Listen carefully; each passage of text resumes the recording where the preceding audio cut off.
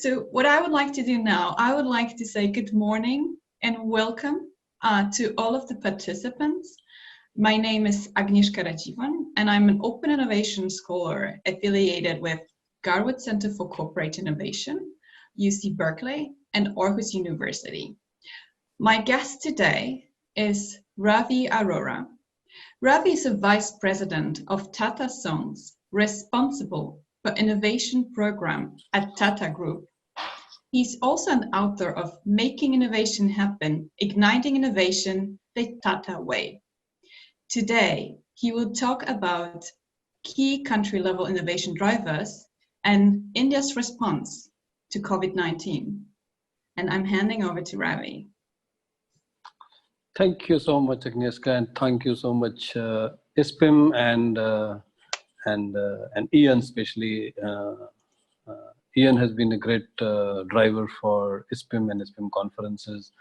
The reason why I have been attending ISPIM conferences, I think the passion and the energy that Ian has been showing towards ISPIM. So thank you, Ian, for giving me this opportunity. And thank you, everybody who is on this call or webinar, whatever you call it, or the session. Good morning and good afternoon to one and all.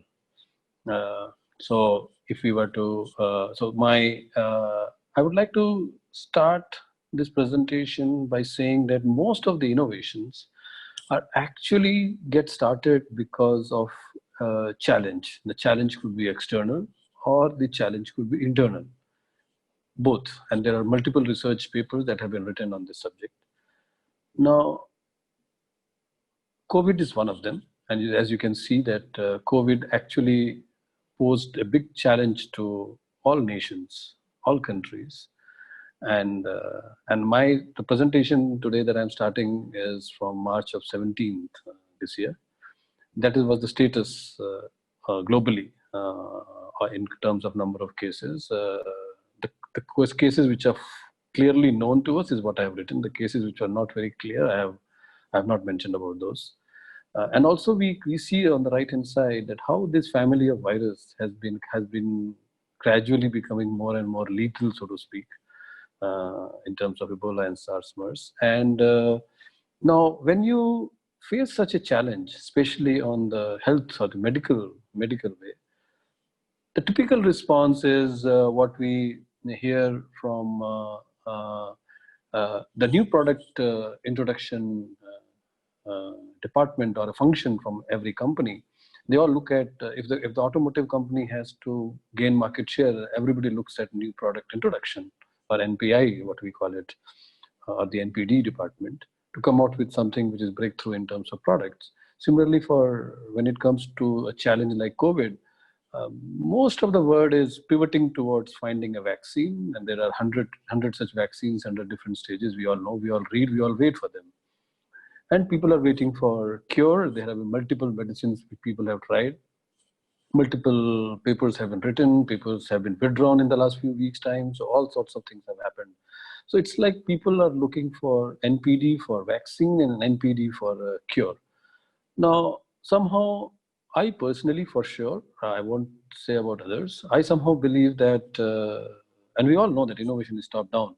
But when we say innovation is top-down, I believe innovation is definitely top-down, but there's not one person at the top. That's the difference that I have in my mind.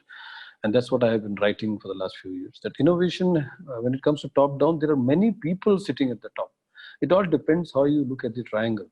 So if in an organization, people can look at CEO, people can look at R&D heads, people can look at HR heads, people can look at supply chain heads, people can look at branding heads, people can look at various others, logistics heads, and so on and so forth, who have a fair degree of freedom. And we, again, if you look at research and some of the very innovative breakthrough products, there have been cases where a mediocre product, because of innovations in supply chain and marketing, have been a breakthrough product. And there have been cases where breakthrough technology, so to speak, could not get commercialized because of there were others in the value chain who did not show as much as creativity as they should have shown. So if you look at the response to COVID in many countries, and I admire all the countries that the way they are handled, and obviously today I'm here to present about the India story. India's story is not so much about, in case of this, we all knew that we are a population of more than a billion people, 1.3 plus billion people are in India. And the only reason, the only way we can fight this COVID was build a social innovation. While the technology will take its own part and on its own speed to come out with vaccine and cure, and when that is available, obviously the whole world will get benefited. But to ensure that we don't have the major loss of life, to minimize the loss of life which we were seeing in sometime in the middle of March, with whatever information was coming to the whole world, was to do something and create a big movement around a social innovation. And that is when our Prime Minister, I would say, was very fearless. When you saw in the earlier slide, when there were only a few hundred cases in India and there was almost no fatality, uh, the lockdown was announced. And why do you think the lockdown was announced is a point, and I would say there's a trigger for actually a social innovation. Is that India, if you compare to the most of the European countries at that point in time, I know I'm speaking to many people in Europe, obviously their healthcare system is far, far superior and far, far robust when compared to India. And we also know that the family of virus was becoming more and more lethal, probably. And whatever news was coming from the country of origin, we know that the news was pretty dangerous or very scary, so to speak. So, and we needed time. That was a time when India definitely needed either number one to to to to sort of slow down the pace at which it would spread in the community, and in that time create infrastructure, create basic systems, and most importantly, I would say, most importantly, when we have a population of 1.38 billion, you need to create awareness, and it's not easy. It's not easy, especially when it is a democratic country, when you have pro and anti-democratic political parties. It's not easy. And some of you are interested can read a lot of literature which has a lot of news, a lot of articles which have been written on this subject in the last 2 months in India. It's a research in itself, I would say. And to ensure that it becomes a social movement where people are aware about how lethal is this virus, how it can spread, and how you can avoid spreading, I think the lockdown was very critical. And you can see that the severity of the lockdown in India was perhaps the most severe. And as the global research also shows that it was the most severe lockdown announced just a few hours before it began, actually. And it went on for 68 days. And we'll move on and I will explain it to you. What are the different methods, or what are the different responses that the company showed? So if you look at innovation, we all know that the starting point of innovation is empathy. People need to be empathetic to understand the needs of the customer, the wants of the customer, the latent the insights, why the customer is buying, what is the problem that the customer is facing. We all know that. The literature, the books, the gurus of innovation have been teaching us all. But but just one statement from the leader of the country, and in a democratic country, for the lockdown, and I think the response was phenomenal. And it was one of those days when the same Prime Minister came on our television and said, can we switch off all our lights in our homes and put on what we call it as a candle light, so to speak. And if there are no candle lights, use mobile phone lights. And you can see that people who are actually living on the streets also followed. He empathized with the communication, and so on and so forth. And if you were to look at the other aspects of the empathy, because in India there are tens of millions of people, when I'm repeating that, who are almost like daily wage earners. Now, announcing a lockdown suddenly, which basically means that we are stopping most of the small scale industries and large corporations as well. And when I'm talking about small scale, which means it could be restaurants, it could be spas, it could be markets, it could be all the services that we have. And that is where most of the people who work and the construction, sorry about that, and the construction. So all those, there are tens of millions of people suddenly who are earning on a daily basis, were in deep problem. And that is when the empathy of our shall I say religious institutions came into the play. Almost all temples, churches, gurudwaras offered food, and that too I'm talking about not millions but billions of food was offered free of cost to the people who were, I wouldn't say rendered homeless, but they were actually in bad shape in terms of getting food. Yeah. So if we move on to the next point, which is the sacrifice. Now, when you have a lockdown like this and when you have an innovation, we need to sacrifice. And that is one big problem of most of the innovations which just fall short of commercialization. And the literature of innovation calls it cannibalization. And I'm sure you all know about it, you will agree with them. That people who are if you have a new product and suddenly you start a new product, you test it, but when it comes to launch, the people who are the owners of that product family get nervous because nobody wants to cannibalize something which is very successful. And the feeling that you have to sacrifice your current product to get a new product is something which is very, shall I say, shall I say, people become nervous and they want to avoid such situations. Now, this slide I just put it up to show that how we as Tatas have been contributing.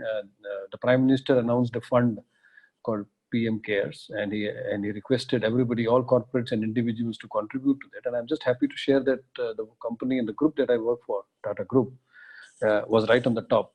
We contributed the most to this fund. Not only that, I don't know how many of you know about the Taj. Taj is one of the companies within our group, Tata Group, and they have the leading 5-star brand hotels in India. Now, when the lockdown was announced, all the hotels stopped. And imagine Taj Hotel, they're running into more than 100 properties in India, I guess. They came to standstill. And in spite of that, they carried on serving meals to the healthcare workers. And so far, till last week, I just found out the details. 1.65 million meals were provided by Taj for who is running losses for last 2 months with zero revenue, and all the hotels are shut completely. Now, on the other hand, we have our old medicines that have gone into, shall I say, they were not very actively discussed in India, and those medicines have come into the play. I don't know how many of you know, but the Ayurvedas and the yogas have become so dominant. And there are multiple research that is started in the last 2 months' time, which show that how immunity can be built by practicing yoga and using the medicines which are recommended by our Ayurveda. And obviously, there are a lot of studies happening on homeopathy and stuff like that. And PPE kits, look at how India has changed. At the time that the Prime Minister got because of lockdown, we were at zero. India was making zero PPE kits. Now we make almost 500,000 PPE kits every day. And not only that, we have innovated towards making PPE kits for women. Because we found, through our empathy, that the kits were very difficult to manage. Women were finding it very difficult to manage the PPE kits. And look at and then we need patience. We all know that innovation needs patience. Right now we have no choice but to patiently wait for vaccines. But typically when it comes to the company which innovates, the senior leaders, the lead managers become very impatient. And that is another problem. So here I'm just showing some pictures to show how people have shown a lot of patience. And I'm talking about a country which has a huge demographics of a variety in terms of language, in terms of education, in terms of their background, and so on and so forth. Some creative solutions very quickly, because as I said, healthcare was not one of the leading healthcare facilities infrastructure in India.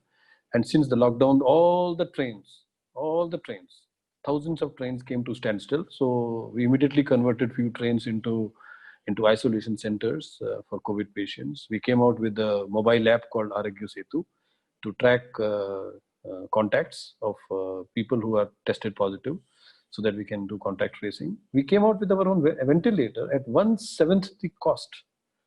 And immediately within a week of announcing lockdown, our Supreme Court started its proceedings on digital, the way we are doing it today. It was within a week. And I'm very happy to share that India has adopted the digital in one of the most phenomenal ways, not only in Supreme Court, but also in financial transactions. Imagine people do digital transactions for $0.25 as well in India. Restaurants, the restaurants also came out with a lot of creativity. People came out with their own creative solutions for social distancing. You can see people holding umbrellas as a solution for social distancing, for taking samples, for making changes in the design of their of the public transport or the transport that people have. So all these things, people could get time to think and make changes. Look at how people have made changes in their home delivery. As I said, digital is very strong in India. Look at how people are sharing, the restaurants are sharing the temperature of their employees, how they are sharing if the restaurant is clean or not, when was the valet sanitized his hands, when did he reach the delivery, was he wearing the mask, and so on and so forth. So and so there are multiple of innovations, creative solutions, which I would say build the social movement which was required by India at that point in time. Now look at this chart. This chart is of various countries. I've taken few which have been in the news in the last 2 months' time. The red line shows the start of the lockdown, and the green line shows the end of the lockdown, or the slow release of the restrictions. Most of this chart that you see will show red line. After the red line, it goes up. The number goes up, and then it comes down. In most of the charts, look at the chart of India. India started the lockdown, as I said very clearly, just to build a social movement. The challenge was, can India, with 1.3 billion people, create a fashion with mask on your face? It was big. And I can assure you, when I go to the roads today, with nobody telling anybody, almost everybody is wearing mask, almost everybody. This wouldn't have been possible if the lockdown was shifted right, and it would have gone into thousands and thousands of people getting affected. Look at the contribution of India on the total cases on the left side. And cases are building up, no doubt about it, but they're building, the acceleration is far less just because of the lockdown. And that's the result that you can see on the screen. So, so if I were to summarize at the end by saying that, look, when I looked at the most innovative companies in the world, and you can see it yourself, also look at the most profitable companies in the world, and think about the countries from where they come, and look about the profit from where they earn. And then you look at the most happy countries. Now this lockdown and this COVID has at least given people like me a lot of realization, and I've written, and I hope I will try and become an ambassador for this. The most of the happy countries do not have either the profitable companies housed under them or the most innovative companies housed under them. I mean, most of them. So what is the relationship? Are we happy because being innovative, or are we profitable being innovative? Are we happy being profitable? Looks like neither of them. So what are we trying to do?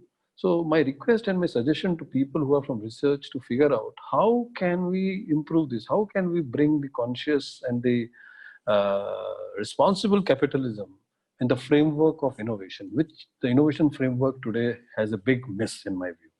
So I think I've almost concluded the presentation, and I would say that the fearless leadership continues in India, and our Prime Minister has announced that the biggest learning for him personally, and I would agree to a large extent, that we need to be self-reliant as a country. And that, I would say, as another exhibition of a fearless leadership, saying that India is now marching towards being self-reliant wherever possible. I mean, obviously, where if you don't have the petrol, the fuel, we can't be. But wherever possible, we should be self-reliant. And there's a lot of activities happening, a lot of changes happening, a lot of regulation changes happening, a lot of entrepreneurship is happening, and so on and so forth. So this is the second chapter, which hopefully, if this is successful, I will be happy to present it next year in the ISPIM conference, as to how India, the journey of India on self-reliance. So thank you so much. I will conclude my talk here, and I will be happy to see if there are any questions which I'll make an attempt to answer. Over to you, Agnieszka. Thank you. Thank you very much for sharing your slides, Ravi, and for sharing your experience. The timing is just perfect, so we have exactly 10 minutes for questions. So if you have any questions you didn't manage to put them into Q&A yet, please feel to do so. So some of the questions I wanted to start with is that you mentioned so many really, really great examples of social innovation, of collaboration, and many creative solutions. One of them being application that you use for tracking coronavirus patients. And then I'm just wondering, could you say a little bit more about some potential privacy issues and challenges where, you know, we have the situation when obviously we would like to inform the society about the places which might be a little bit more dangerous, right? Especially if there are many people living in the country. So this probably wouldn't be that big case in Denmark, where it's easy to hold the distance. But in countries like large countries like India, China, Philippines, it's of course very, very important. But then how about the privacy issue? Like if you say that, oh, this is this person that with name and surname that is sick, wouldn't it be a risk that these people would sort of, I don't know, they would be pointing fingers or maybe some kind of unpleasant behavior? So what are your thoughts on that? Good question. Good question. So there are two responses. One is, at least in India, if you again do research on Google, the COVID patients who are identified as COVID patients, people are much more. India, I think, in Indians typically have a very high level of empathy, is what I believe. And I have seen people, instead of pointing fingers, going and offering help. When the COVID patients come back, I get videos on my mobile every day. When COVID patients come back in my societies close by where I live, here and there, people shower flowers on them. People clap for them when they come. And I can send you many videos like this. And people don't have no hesitation in sharing that they were COVID patients or they are COVID patients. I keep getting a lot of messages that my friend is a COVID patient. That's point number one. Point number two is, I think the privacy subject, I think, will get a huge change in the next few months or years. After all, human beings are social animals, and if there are risks in being social, and then I think privacy will have to be kept aside in my mind, and I'm a very strong believer in that. The things will change, the regulation will change, people will change, and voices will be combined, will be all joint, I would say, will come together as an orchestra. And for some cases like COVID, or to fight health issues, I think there will be policies, there will be IT solutions, digital solutions which will be made, which will help in fighting the virus, and not so much for pointing fingers at people. Sorry. I think the innovations, we will see a huge amount of innovations in the next 6 months to 1 year's time, in my mind. That's what I believe.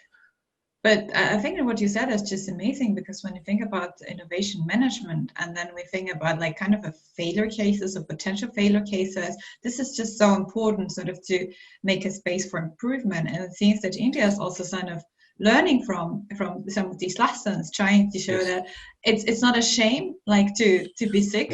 If you share with the society, you might actually offer a contribution. So I think it's really amazing. Absolutely. Like how this kind of social innovation spreads in, and some of these good thoughts.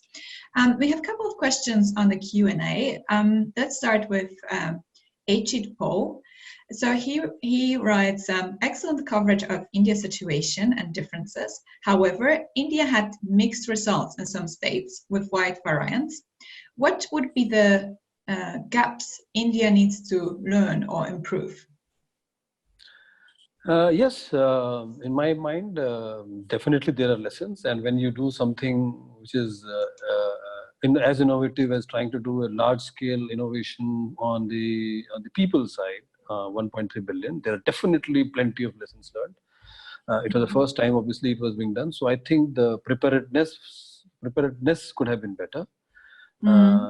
And the problem that the US and the other countries like India is facing, the federal structure and the central structure, that structure also creates some problems.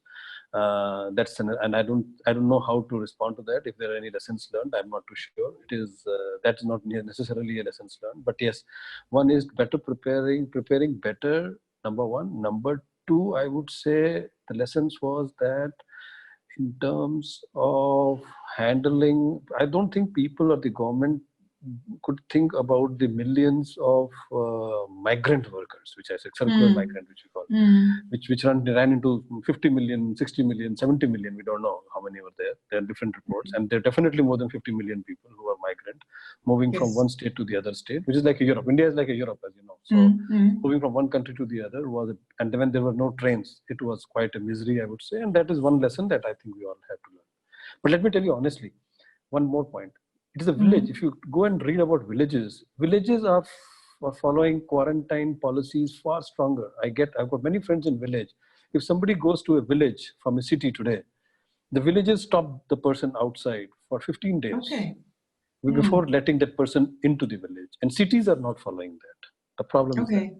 So maybe that even some better mechanism, better sort of collaboration between people that are aligned with that. All right, we have some more good questions here. So let me just give them to you. So David Francis writes, how important is religion in shaping the society in India to provide the innovative capabilities that you describe? So how important is religion? Religion? Yes. Okay. I think, I guess it's important for everyone and for every country. That's one thing that we relate to deep into our heart, and that is what it gives focus and it gives some direction in our life most of the time whenever we are stuck. So I think whenever we are in problem, we look at our religious leaders. We all do that. When we are helpless, we look at all religious leaders. So in case of helpless, whenever we need help and we have nothing to do, we don't know what to do, we all look at religious energy, so to speak. It's more of an energy that people draw from religion, I would say. And it's a religion which makes people come together for a common cause. So I think it gives strength to people in situations like this. So I think it plays its own role. And if the religious leaders are far more progressive, or far more educated, and they send the right message, which happened in many cases in India, other than a few, definitely, we all know about that. I think it has played a very positive role in, I would say, majority of the cases, to be honest. In some cases, yes, not. But so let me follow up on this question to ask about the religious leaders and sort of their strengths, and then the coverage and the spread of the information they share versus social media. And then let's talk about it in the context of potential misinformation or fake news. So how do you think, what is sort of much stronger? What impacts people in India stronger? Are these religious leaders, or maybe Facebook or WhatsApp or Twitter messages? Both. So I think it's both. In my mind, it's both. Fake news is fake news, and people, when they consume the fake news, they don't know that they're consuming fake news, obviously. And by the time they spread it's too late. But religious leaders, religious following, and the amount of, I would say, the quality of the religious leaders that India has seen in the last 20 years is just amazing. It's just amazing. And I'm personally very amazed by the quality, their thinking, their ability to communication, the amount of reliance on science.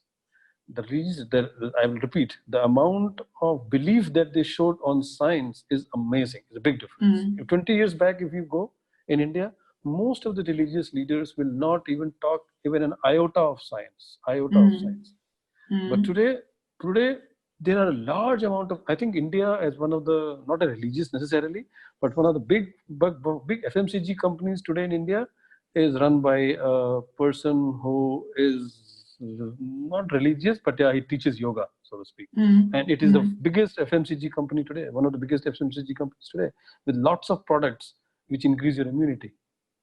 So as the education level in India is increasing, fortunately, the religious leaders are also becoming very progressive and creating and keeping an edge on what they are learning, what they are talking, and what they are. So I would say it's a balance act.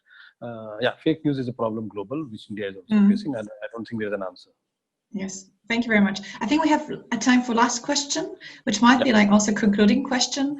So Taria Marista, she asks, what do you think is or are the key for successful innovations during the time of crisis?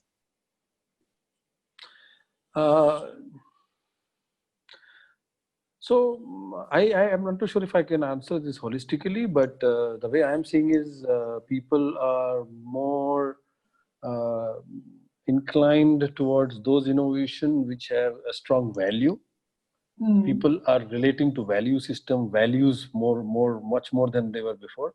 People are more, I would say, accepting and appreciating those products and those innovations which have the goodness. So goodness will increase, the goodness of health and stuff like that.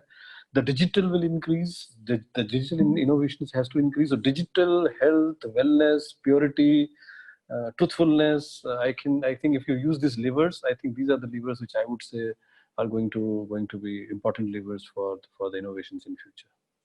I mean, thank you very much. Just on time. Thank you very much, thank you Ravi, very for much. sharing your Thank you, great Agnieszka. thoughts. Thank you very much for all the participants and their questions and great talks.